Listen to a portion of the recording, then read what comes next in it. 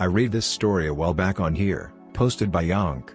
It interested me because I live in Port Augusta and my mate who's an inmate owns the Peterborough Caravan Park, but not when this happened. True or not, it's a good read. The freakiest story I have ever heard was told to me by an American traveler while his wife lay in the caravan sobbing. It was so freaky I wish I had never heard it. I wish I had never met them, I really do. I was out behind Peterborough, South Australia in old gold mining fields doing some drilling for samples in the early 80s when we broke a bit of equipment on the shaft and had to come back into town to do repairs. We drove back out to the highway from Broken Hill to Peterborough and stopped at a roadhouse for fuel. I went in for a drink. There was a creepy silence in the place, and a woman was quietly crying at a table being consoled by two men. She was crying in the deep traumatized way that makes you not want to look, makes you speak quietly when you order, and leave quickly. Back in Peterborough we spent the rest of the day welding and chasing parts and phoning in progress reports and being yelled at. At dusk we hit the pub for a couple of pipe cleaners of the frothy liquid kind and drove back to the caravan park looking forward to a shower and barbecue steaks. When we pulled into the park I noticed a vehicle parked next to our rental van was at the roadhouse and wondered, and sure enough when I got out of the truck I heard the same terrible sobbing coming from the van next door. I had my shower and when I came back from the shower blocks I saw a guy in his 50s sitting near the barbecue area with his head in his hands, a cigarette smoking, poking through his fringe with his face covered.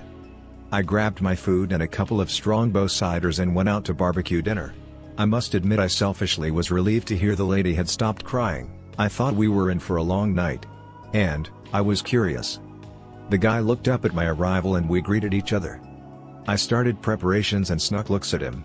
He was gone. He was lost in his head, he was not sobbing but it was etched all over his face, he was far from okay. I cooked for a minute or two and opened a cider on the edge of the bar bay. He jerked at the violent action so I said sorry, then offered him one. He looked at it for a little too long, but then said, "Sure," in an unmistakable accent.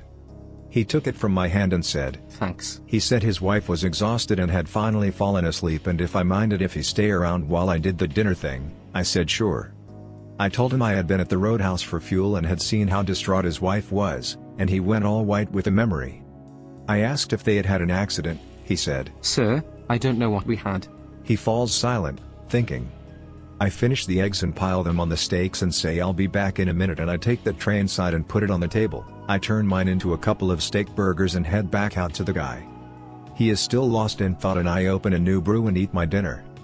After a while he turns and looks at me and says, "Sorry for the silence." Then he starts to tell me, "She broke down this morning as soon as she opened the tent. We both did, truth be told. We both did. We don't know what happened, we aren't injured, we just can't explain it. We just got in the Jeep and drove, we talked it out but we don't know what happened. When we saw Yunta Roadhouse we started saying what happens if it is different, what happens if they aren't the same people, or if they are but don't remember us, but we stopped in front, got out and we held hands and went in. It was the same, exactly the same, sparkling clean, cafe menu blackboard, cakes piled in cake display cases all along the counter, and as we stood there we could see the same bunch of young guys with aprons rushing around behind the counter." I thought to myself, yup, that's Yunta Roadhouse, but the same as what?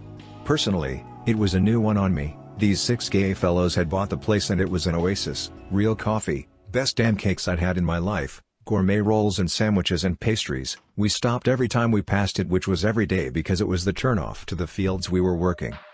He continued, "The same guy who served us the day before saw us and said, 'I told you that walnut cake was good but you had the last 2 pieces yesterday but we haven't had time to make more,' and he laughed and Joni passed out cold. She just flopped like a wet towel. The guys ran out and we helped her up into a chair and he sat with us while I tried to explain. He took a swig and said, 'I don't drink,' and smiled.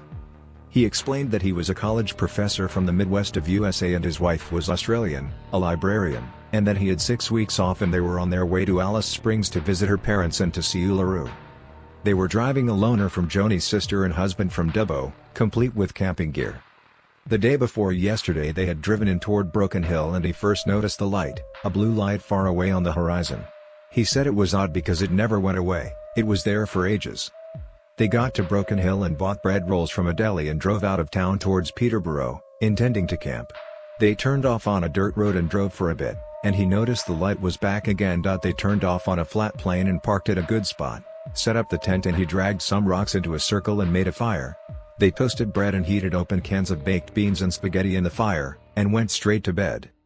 In the morning they heated a bucket of water and washed up, made a thermos of coffee and packed up and left. 30 minutes after they had hit the main road to Peterborough, Joni remembered the empty cans.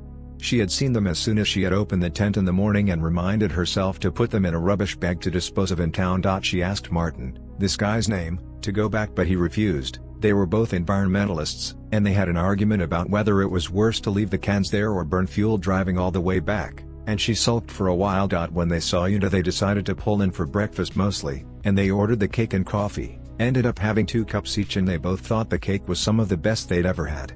The same guy told them to buy some bacon cheese quiche for the road, so she did, 4 pieces. They drove on to Peterborough, got some fuel and drove through on their way to Port Augusta and the turnoff to Alice Springs.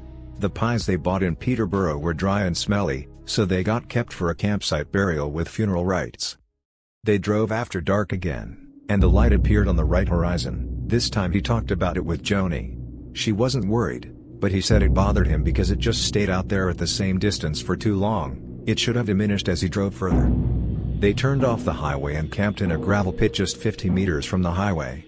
Got out the tent and set it up, made a fire in a hole he dug with a shovel and sat around it talking for quite a while. They ate the quiche they had bought and drank coffee and remarked on how the hillocks cut the noise of passing trucks to almost zero. They went to bed.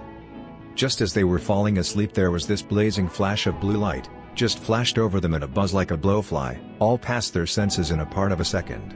They jumped up and got out of the tent, but the sky was dark. Martin grabbed a torch and ran up the side of a hill to the top and looked around. No light, nothing.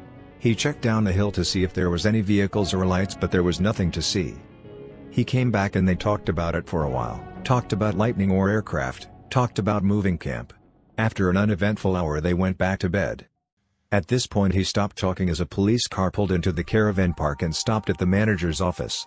A copper got out, and as he walked toward the office he looked over and saw us, waved to Martin and walked back to the car and drove up to us. He got out and greeted Martin and got a couple of rolls and bags and a tent and a pouch out of the boot and put them on the ground. He came over and squatted down in front of Martin, and with a glance at me he started to talk to Martin. Mr. Faulkner, as you can see, we have found your campsite and have bought you back your belongings. We need to tell you that there are 3 sets of wheel tracks going in and out to the place you camped. All those tire marks belong to your vehicle. There are no tracks anywhere around the site, and nothing unusual either. Both sets of boot marks from you and your wife are visible, and there is no sign of anything out of the ordinary at all. The doctor that you saw this afternoon has requested that neither of you drive till he checks you both tomorrow to see how you are doing, so we need you to stay around. Do you understand? The doctor says you are both suffering from shock, okay? Martin nodded. He got up and grabbed some bags and walked down to their vehicle and packed it in.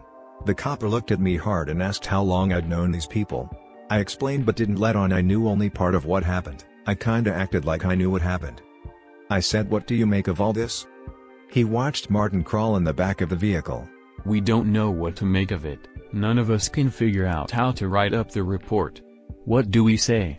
Their stories match perfectly. He says there were 5 flashes over them during the night and she says 7, even that makes sense because they were sleeping, probably slept through some or imagine others when you were dozing. No crime has been committed that we can figure. If they are playing silly buggers, then we can't figure out how they have done it, not even with trucks and cranes, and nobody can act that good. No, this is genuine, but genuine what? I was none the wiser, but more curious than ever. I was bloody conscious that I had to go out to work in that very same remote scrub tomorrow too.